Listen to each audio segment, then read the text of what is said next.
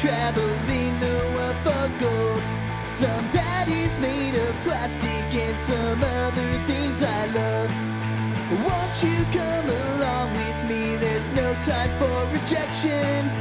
Hold on tight, such a delight. It's Brian's Wrestling Collection. Me. Hey guys, what's up? This is Brian Hardy. This is another episode of Brian's Wrestling Collection, and today I'm rocking the jacket via chalk line of the best there is, the best there was, and the best there ever will be, the Hitman, Bret Hart. But wait, it gets better.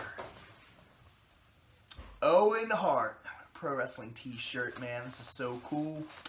Brother and brother representing today with the old school WWF hat and the bleach blonde hair that is a mess. But hey, you know, it is what it is. Anyway, let's get down to business. We all know why we're here today, because we have an unboxing of one of the greatest professional wrestlers of all time. Tony Schiavone voice, insert now. It's Sting! Oh my gosh, man. This WCW pack from freaking 1998. Wolfpack Sting and the black and white original Sting with 2 baseball bats. This just has nostalgia written all over this bad boy. Seriously.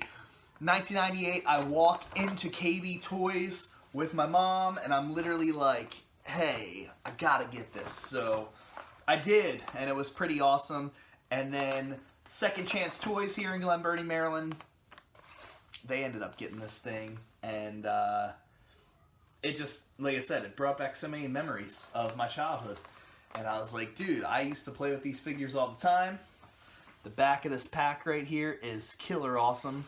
I used to love this ring. Now, the only thing, I brought this ring up in a previous episode, but the only thing that I hated about this ring was how, like, flimsy and crappy those little ropes were that the WCW rings used to have on them, which is weird because this was made by original San Francisco toy makers, and they released the same exact ring later down the line as the ECW ring, but they had made the ropes thicker, you know, and also they fixed the turnbuckle issue where they, like, made the ropes, like, I don't know, it was weird. These turnbuckles, they have like a hole drilled through them with a little tiny like piece of elastic running through them, and it was like so thin and crappy.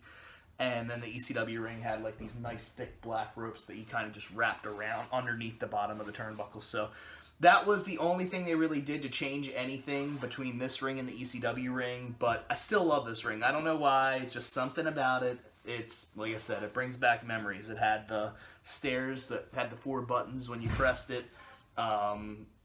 You know, 1, 2, 3, you're out. Wrestler action sound, crowds cheering, and the bell ring. And it was really cool. It was, I don't know. It was just awesome. So anyway, Raven, Diamond Dallas Page, Kevin Nash, Hollywood Hogan, Lex Luger, Kurt Hennig, Sting, The Giant, Bret Hart, Randy Savage, and Scott Hall, all OSFTM figures.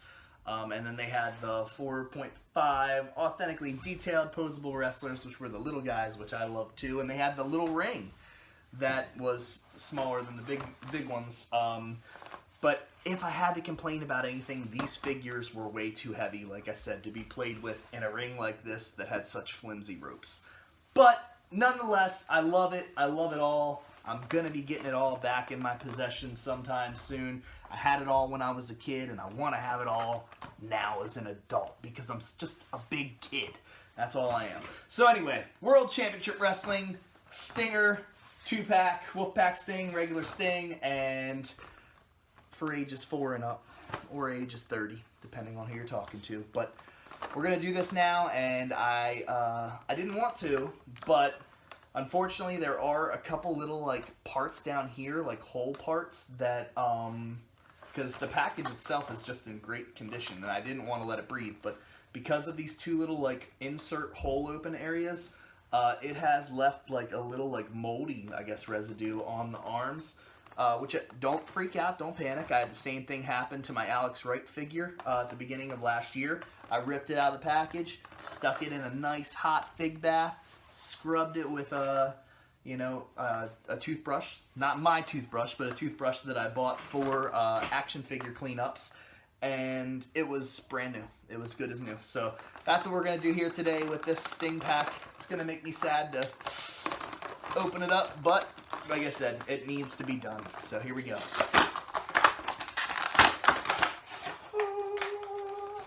Man, the back of these.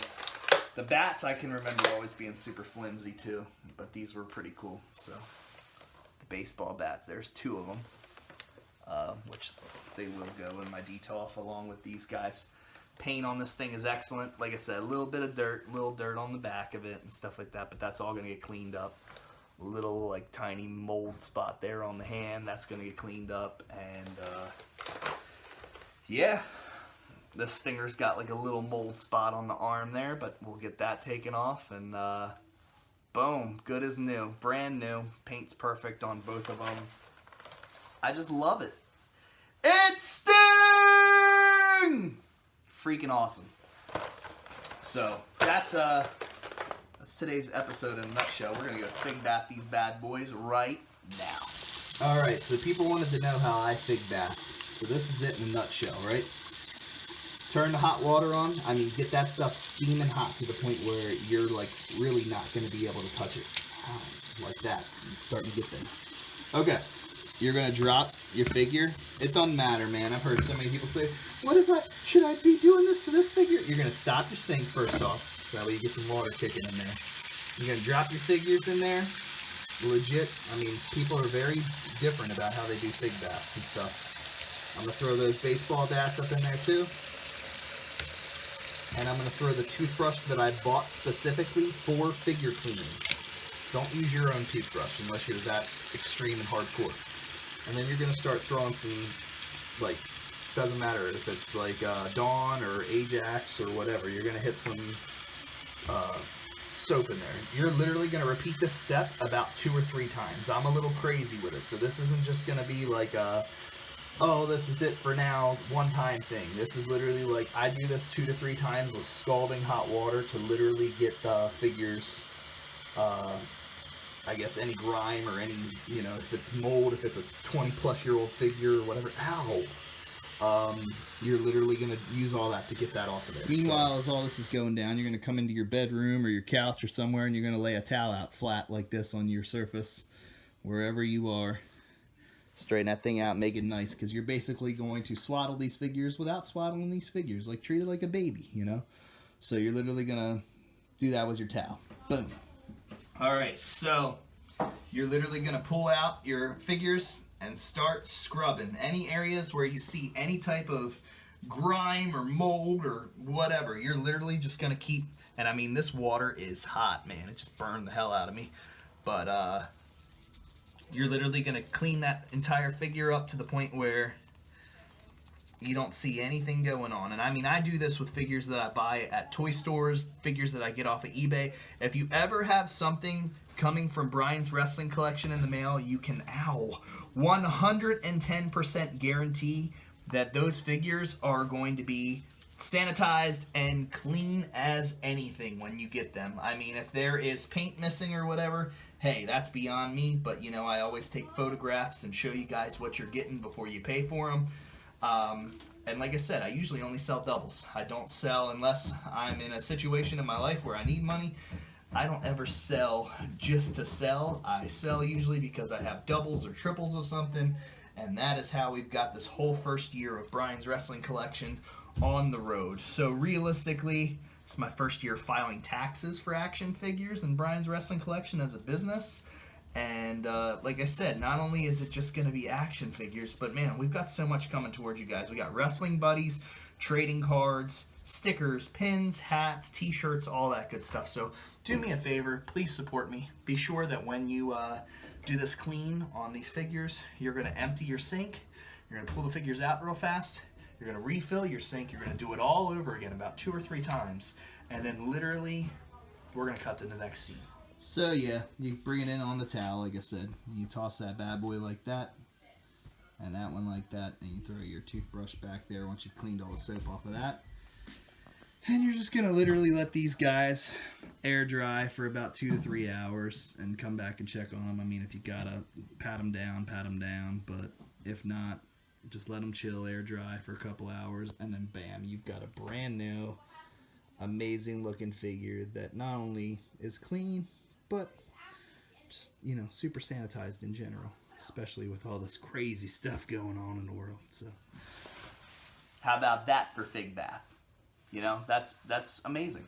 So anyway, real fast, guys, I just want to throw it out there to you that a lot of people have been asking me lately, how can we partner up with Brian's Wrestling Collection? What can we do to make this bigger, man? We want wrestler interviews. We want all this type of stuff. It's coming. I'm telling you, 2021 is the year that we're going to have Brian Hardy himself, second generation sensation, interviewing some of my colleagues, some of the guys that I've wrestled with in the ring, some of the guys that I wish that I had a match with in the ring but haven't yet. We're going to bring people onto this show like you would never believe, and we're going to spice the channel up. What I really need you guys to do is subscribe and tell your friends about this channel, because that's how we're going to keep this thing surviving. Another thing is, I'm going to be sending out something on my Instagram page, at Brian's Wrestling Collection, in the next day or two. It's going to be like a little advertisement to sponsor this show. Sponsoring this show, most people will go, it's YouTube. What are you talking about, man? No. Sponsoring this show is going to end up getting, if you have a business or you have something that you're DIY doing yourself and you want me to throw it out there on my Brian's Wrestling Collection page here or Instagram or anything like that, I'm going to advertise for you, and basically the funds that you bring in, it's going to help me pay for ads online to get this channel out there even more, and also to keep buying these figures non-stop, man, bringing in new revenue every week. We're going to have t-shirts, we're going to have trading cards, we're going to have all that kind of stuff for Brian's Wrestling Collection soon.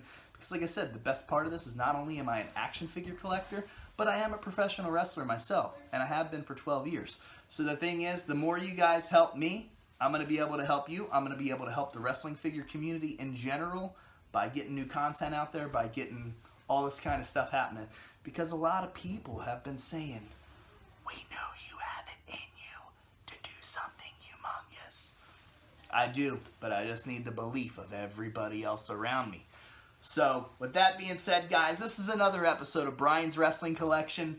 I hope you enjoyed it today. I enjoyed it. Once again, rocking the jacket of the best there is, the best there was, and the best there ever will be. Bret the Hitman Hart. And guys, these Sting figures were awesome.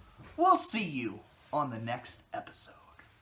I'm not a wrestler, baby. I'm not a talent.